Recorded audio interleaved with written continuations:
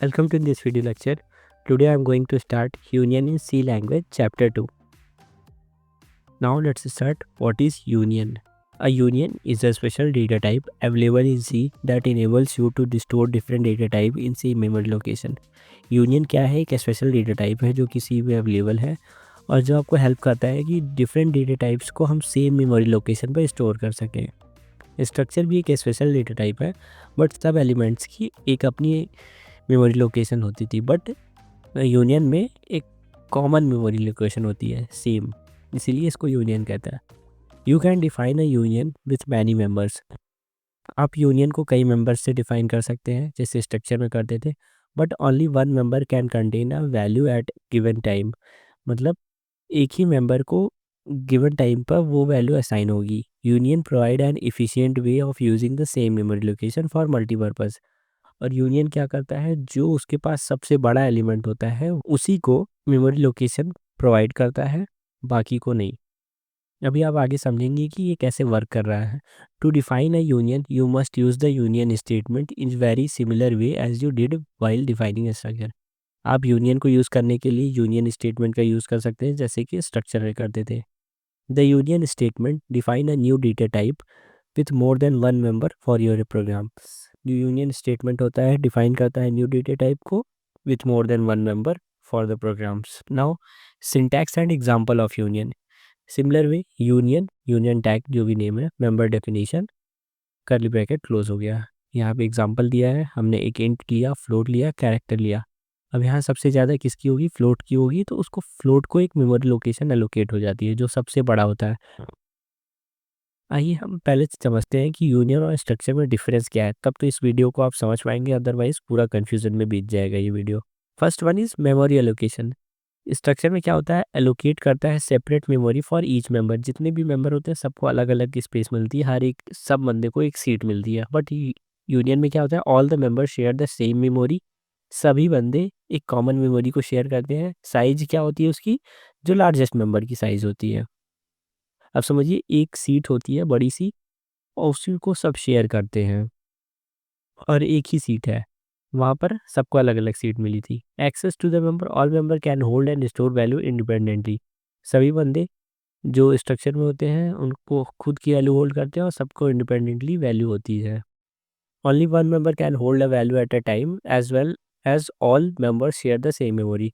और कोई एक बंदा वैल्यू होल्ड करेगा एट अ टाइम, बाकी जो मेंबर्स होते हैं वो मेमोरी को शेयर किए होते हैं. Size, the size is the sum of the size of all the members plus adding if any. The size is equal to the size of largest member. इसमें क्या होता है, स्ट्रक्चर में सारे मेंबर की साइज ऐड करके तब memory मिलती है, बट इसमें जो लार्जेस्ट मेंबर होता है उसकी साइज से लोकेट हो जाती है. Use case, used when all the member are required to store data simultaneously. हम तब यूज़ करते हैं स्ट्रक्चर को जब हम सारे मेंबर्स की डेटा को एक साथ स्टोर कराना होता है, जैसे एम्प्लॉई की detail, employee ID, name, salary. Union when only one member is needed at a time to save memory. Union data, int, float, character. अब इसमें से हमें तीनों में से कोई एक चाहिए एट अ टाइम तो हम यूनियन यूज़ करेंगे. This is the basic difference between union and structure. Now how to access the union member. It is similar to the structure. To access any memory of a union, we use member access operator. We can say dot operator. The member access operator is coded as a period between union variable name as union member that wish to access. ये वही है structure में, जैसे कि हम structure variable name और structure member के बीच में डॉट को प्लेस करते थे और एक्सेस करते थे, वैसे यूनियन होता है. ये सिमिलर एग्जांपल ये है. यूनियन डेटा इंट आई फ्लोट ऐप कैर स्टीआर. बस स्ट्रक्चर की यहाँ हमने यूनियन यूज़ किया हुआ है. अब हमने यूनियन डेटा डिफाइन किया पूरा और एक डेटा टाइप का वेरिएबल ले लिया. अब डेटा डॉट आई किया, उसमें 10 को असाइन कर दिया. डेटा डॉट एफ किया, 20 to 20.5 असाइन किया. और डेटा एस टी आर में हमने कैरेक्टर एरे में सी प्रोग्रामिंग स्टोर कॉपी करा दिया. लास्ट में सब हमने प्रिंट कराया और रिटर्न 0 करा दिया. ये वही प्रोग्राम है, हमने इंट, फ्लोट, कैरेक्टर लिया, बस वहाँ पर एरे था. अब हमने एक डेटा डिफाइन किया, ऑब्जेक्ट बनाया यूनियन डेटा टाइप का. ये एक डेटा टाइप है और ये वेरिएबल का नेम है. सब में 10 असाइन किया, फिर प्रिंट करा दिया 3.4 और कैरेक्टर असाइन किया, प्रिंट करा दिया. रन कराते हैं, आउटपुट क्या आया, integer float character 10 3.14 A. This is an example. I hope this is clear. This is an example of accessing the member by using pointer. As include studio.h, we have defined the union test. In the union test, there are two members, int x, char y. In the main function, we define the p1 of data type union test. We have declared the object. Now we are assigning the values p1 dot x equal to 65. We have assigned the 65 value in x. Whenever we are using normal union, then we can access it by using dot operator. Now in next slide, we have defined union test asterisk p2. Here we are declare the p2 pointer of type union test equal to and ampersand p1. We have assigned the address of p1 into p2. Suppose आप किसी chair पे बैठे थे, आपने उस chair को किसी और को उठा के दी थी, अब वो बंदा उस पे बैठ गया। वैसे p1 का जो भी एड्रेस था, जो भी डेटा था, उसने p2 में डाल दिया पूरा का पूरा as it is. Now we have printing %d%c p2 arrow x p2 arrow y.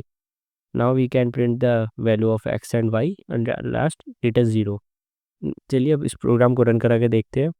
Here are our header file. Here we define the union of type int I float f, two members. हमने यहाँ पे एक union data लिया और उसका object बना लिया union data data, यही है union data. Now we have assign the value of i equal to 42 data dot I.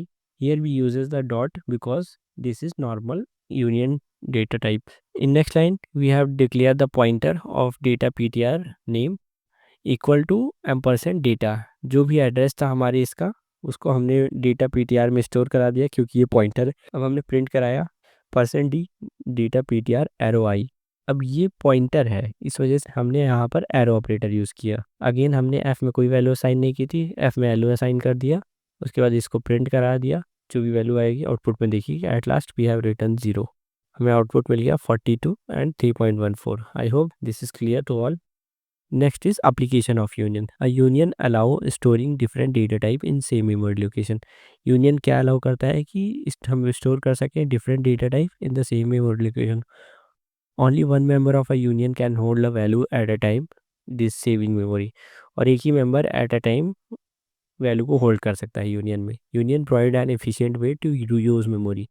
Union क्या प्रोवाइड करता है कि हम मेमोरी को रीयूज कर सकें for a different purpose. Union are useful for type conversion without extra memory usage. और union जो होता है टाइप कन्वर्जन के लिए भी बहुत हेल्पफुल होता है बिना किसी एक्स्ट्रा मेमोरी को यूज़ किए बिना. Union are ideal for representing multiple data type in protocols और फाइल फॉर्मेट. यूनियन होता है बहुत सही होता है मल्टीपल डेटा टाइप को रिप्रेजेंट करने के लिए, जो भी रूल्स होते हैं, प्रोटोकॉल्स होते हैं और फाइल फॉर्मेट होते हैं. This are the application of union.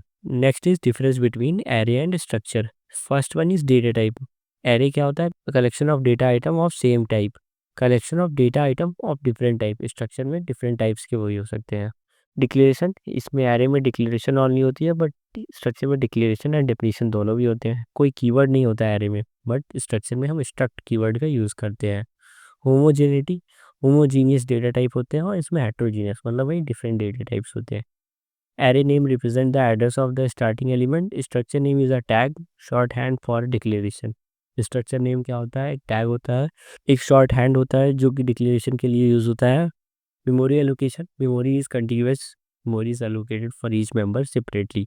और स्ट्रक्चर में सेपरेट मेमोरीज हर एलिमेंट के लिए एलोकेट हुए होते हैं हर मेंबर के लिए. These are the difference between array and structure. If you like the video, please share with your friends and schoolmates. If you have any doubt, please comment. I will help you on that. Thank you.